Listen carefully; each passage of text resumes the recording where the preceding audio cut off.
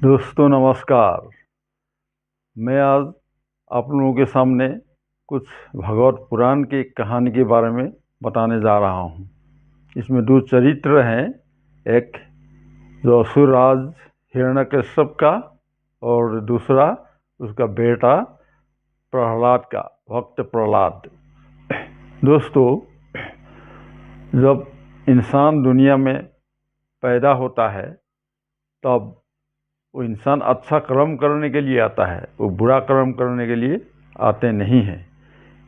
इसीलिए इस शास्त्र में एक फिलोसफी है, एक दर्शन, इसमें हम लोगों को ज्ञान देने के लिए ये लिखा हुआ है। तो हिरण्यकश्यप बहुत बाहुबली था, वीर था। वो जो है त्रिलोक को वश में रखता था।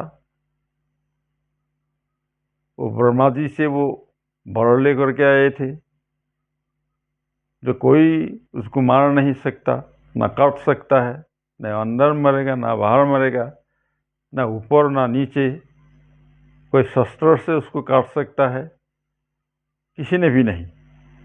तो उसका बेटा प्रहलाद वो भगवान का भक्त था। तो जब राजा का लड़का पैदा हुआ, बड़ा हो गया, तो उसको पढ़ाने के लिए जो गुरु के पास में उसको ले गया। तो उस समय शास्त्र के मुताबिक जो गुरु गृह था उसमें जाकर के पढ़ाई होता था, वहाँ जगह पढ़ना पड़ता था। तो पिता ने बेटा को जो गुरु के पास ले गया, जो शुक्राचार्य का जो पुत्र है, दो खंड और अमर्क,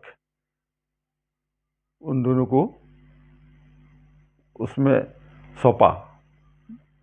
जो दोनों गुरु को बोला कि इनको जो वामन शास्त्र है, जो दैत्य शास्त्र, जिसमें राजनीति और देश को विजय करना है, जीतना है, आक्रमण करना है, उस सब के बारे में ज्ञान दिया उसमें होता है। और तब जो के प्रहलाद गुरु के जो बात जो पढ़ाते थे वो शास्त्र, वो मानते नहीं थे। तो वो भगवान का नाम लेता था। जो उनके साथ जो बच्चे थे वो असुर के, तो उनको भी सिखाता था, जो कि इस दुनिया में जितने भी देखा है, जितने भी जीव है, पेड़ पौधा है, वो सब ईश्वर का है, सृष्टि है। तो उसका विनाश ईश्वर ही कर सकता है, और ईश्वर ही इसको पालन भी कर रहा है। तो वो जो गुरु थे वो पढ़ाते थे, पढ़ा करके जो वो घर जाते थे, तो प्रहलाद ने उसका जो दोस्त थे, दोस्तों को लेकर के वही ईश्वर के बारे में बोलते थे। क्या बोलते थे? देखो भाई लोग, इस दुनिया में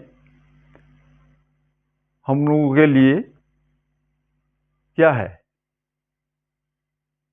2 दिन की जिंदगी है, दुनिया में आया हूँ और एक दिन जाना पड़ेगा।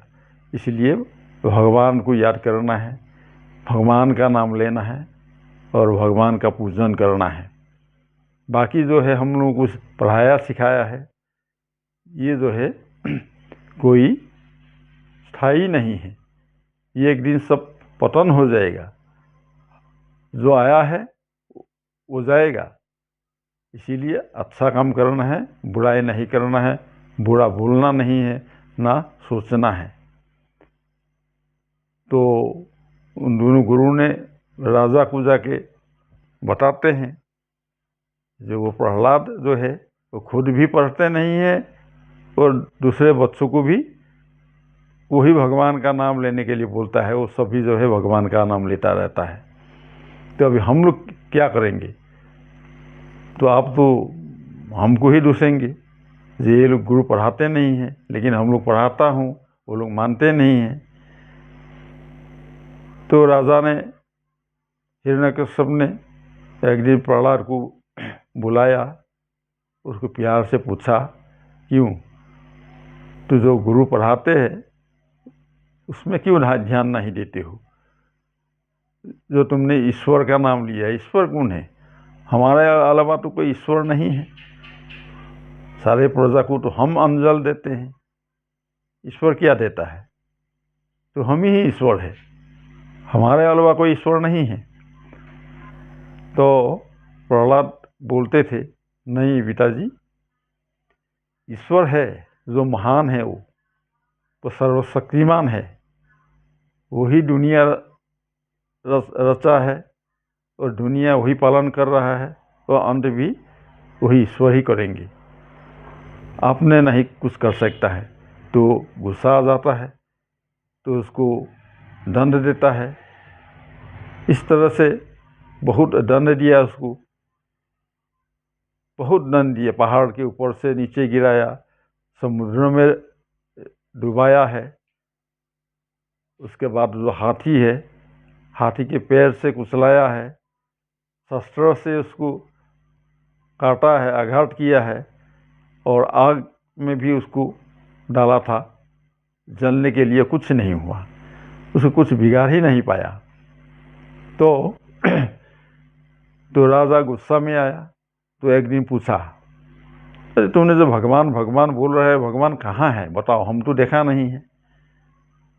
तो प्रहलाद में बोला, भगवान सर्वशक्तिमान है, सारे दुनिया में है, जितने जीव हैं सबके दिल में बसे हैं, सारे पेड़ पौधे सब में है। वो तो छोड़िए, जो आपका जी राजमहल है, इस राजमहल का जो बड़ा खंबा है नो, उसमें भी है। तो हिरण्यकश्यप ने गुस्सा में बोला, ठीक है, तुम्हारा ईश्वर ही है, इसी में मैं देखता हूँ।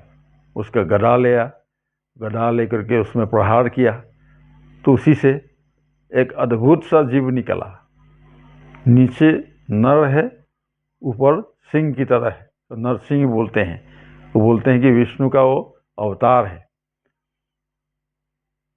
तो जैसे निकला, वो अद्भुत सा लगा उसको हिरण्यकश्यप से, ये क्या चीज़ है?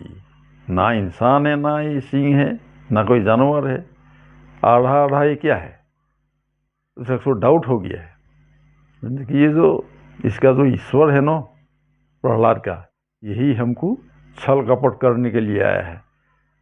तो उसको लड़ाई शुरू हो गया, तो दोनों ने लड़ाई किया। अंत में जो है हिरण्यकश्यप का अंत हो गया है। ये जो है हम लोगों को एक उदाहरण दे रहा है, ये जो दर्शन, जो कि अच्छा काम का अच्छा नतीजा और बुरा काम का बुरा नतीजा। इसलिए हम लोग आपको बोल रहे हैं, जो हिरण्यकश्यप जैसे ना बनो, प्रहलाद जैसे बनो। कोई इंसानियत, मानवता, प्रेम, भाईचारा, दोस्ती, ये सब हमारे संसार के कोई ये संपद है। हम इस संपद को अगर ग्रहण करेंगे तो प्रहलाद जैसे बनेंगे, अगर इसको ना मानेंगे, किसी को हिंसा करेंगे, तो हिरण्यकश्यप जैसे बनेंगे। अब आपका क्या ख्याल है, हिरण्यकश्यप बनना है या प्रहलाद बनना है? जब प्रहलाद बनेंगे तब हम भाईचारे से जी सकते हैं, समाज को, देश को आगे बढ़ा सकते हैं। जो है ना, जो खोएगा नहीं तो रोएगा नहीं। जब हम कुछ खोएंगे तो निश्चित रूप से हम रोएंगे। इसीलिए खोना नहीं है, रोना भी नहीं है, हंसी खुशी से सब रहना है, भाईचारे से। नमस्कार।